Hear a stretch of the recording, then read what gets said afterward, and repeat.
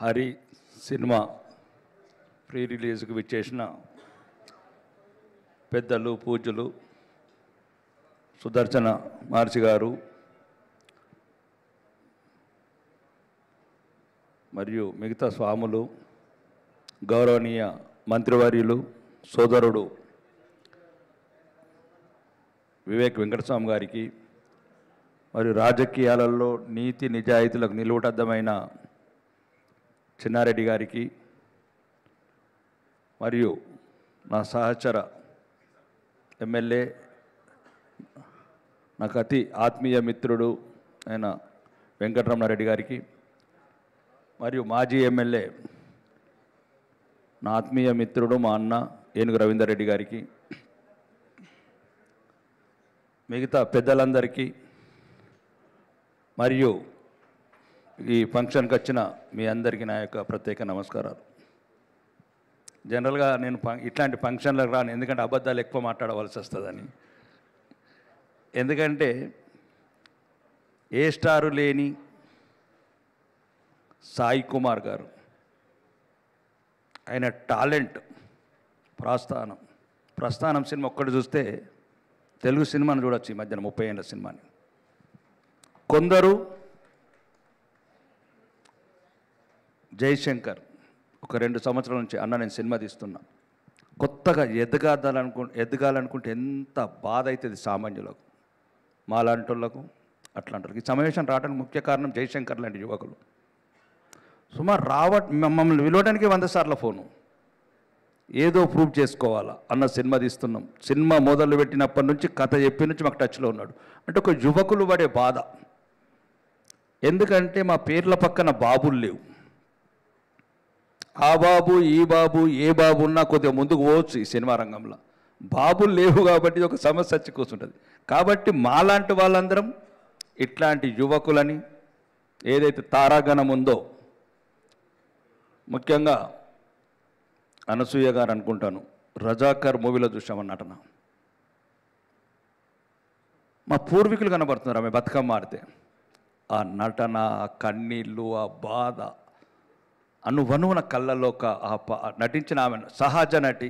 ఇట్లాంటి వాళ్ళు ఇట్లాంటి మూవీలో ఉండటం, మరి ముఖ్యంగా శుభలేఖ సుధాకర్ గారు కావచ్చు, వీళ్ళు సహజ నటులు. ముఖ్యంగా జయశంకర్ గారు, ఏదైతే మీరు వీళ్ళని ఎన్నుకున్నారో మొదటి సక్సెస్ మీకు సాధ్యమైంది.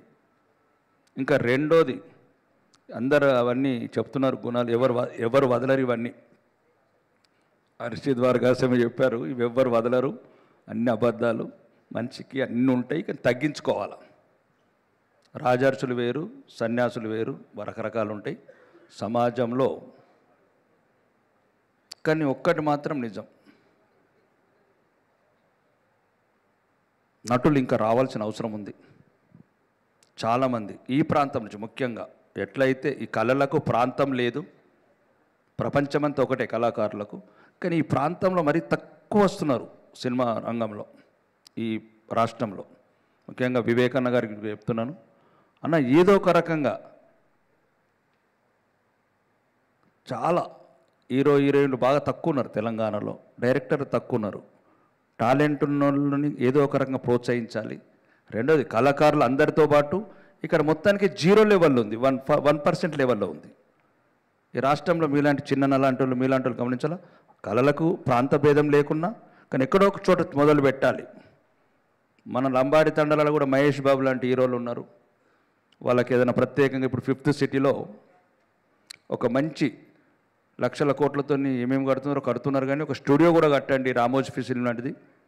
దాంట్లో ఎదుగుతున్న కళాకారులకు, వర్తమాన కళాకారులకు ఒక మంచి 50% సబ్సిడీతో వాళ్ళకి అన్ని ఆధునిక సౌండ్ రికార్డింగ్ కావచ్చు, స్టూడియోలో పర్మిషన్లు కావచ్చు, ప్రోత్సాహాలు, ట్యాక్స్ రిబేట్స్, రకరకాల వాళ్ళకి ఏ రకంగా ప్రమోషన్ చేయాలా.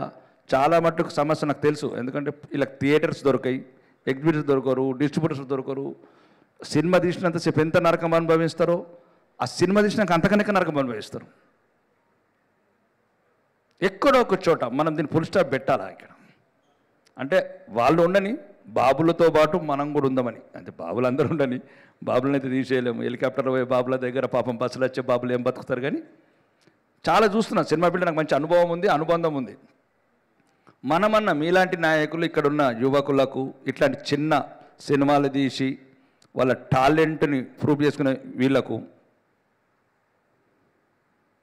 మనం రాష్ట్ర ప్రభుత్వం తరపున మన తరపున ప్రోత్సాహం ఇవ్వటం, వీళ్ళకి ఏదో ఒక రకంగా ప్రమోషన్స్ అయ్యేటట్టు చూడటం, వీలైతే డిస్ట్రిబ్యూటర్స్ కావచ్చు, ఎగ్జిబ్యూటర్స్ కావచ్చు, మీలాంటి వాళ్ళు కొద్దిగా సపోర్ట్ చేయడం. ఏం కాదు, టాలెంట్ ఉంటే ప్రూఫ్ అవుతుంది. కానీ ఆ టాలెంట్ 1 వీక్ కూడా ఉంచలేరు మూవీని, ఒక 2-3 రోజులలో క్లియర్ చేస్తారు ఈ మూవీని. ఆ టాలెంట్ చూడాలి కదా. ఇప్పుడు మనం ఒక ట్రైలర్ చూస్తేనే ఇట్లా వస్తున్నాయి, ఎందుకంటే ఆ కృష్ణుడి పాదం కావచ్చు, ఆ రకం కావచ్చు, ఈ రావు ఇప్పుడున్న పాత డైరెక్టర్లకు. ఏపీ లేసుడు, ఆరెంజ్ లేసుడు, కొత్త రకం పాటలు తిత్తారు తప్ప మనకు మంచి నిజమైన టాలెంట్ ఉంది. ప్రాంతం ఏదైనా, ఏ ప్రాంతమైనా కళాకారుడికి ప్రపంచమే వేదిక కాబట్టి కొద్దిగా చాలామంది ఆలోచించండి, ఇట్లాంటి సినిమాలను కూడా ప్రోత్సహించండి. యువ కళాకారులు, యువ నటులు, కొత్త టాలెంటు ఎట్లయితే మనం వదులుకున్న సత్యానాథేన్లు కావచ్చు, సుందర్ పిచాయ్ లాంటి ప్రపంచంలో టాప్ అయితే మన వాళ్ళకు టాలెంట్ ఎంకరేజ్ చేయకపోతే ఇంకో రకంగా దుర్వినియోగం అవుతుంది. ముఖ్యంగా ఈ సినిమా రంగంలో ఎగ్జిబిటర్స్, డిస్ట్రిబ్యూటర్స్, ప్రమోషన్స్ కొందరు వ్యక్తులనే చేతుల్లో కేంద్రీకృతమై వాళ్ళ బిడ్డలు 10 సినిమాలు ఫ్లాప్ అయినా 11వ సినిమా ప్రపోర్ట్ చేస్తున్నారు. మన బిడ్డలు పుట్టుకతోనే భూమిలో నుంచి పుట్టిన తారలిల్లు. ఈ తారను ప్రోత్సహించిన అవసరం ఉన్నది. భూమిపుత్రులం కావచ్చు, ఇట్లాంటి కొత్త నటులం కావచ్చు, కొత్త డైరెక్టర్ కావచ్చు, ఇప్పుడు యూఎస్కి వెళ్ళొచ్చి మూవీ తీసిన నిర్మాతలు కావచ్చు, నిరుత్సాహపడకుండా ప్రోత్సహించాల్సిన అవసరం ప్రభుత్వం మీద ఉంది.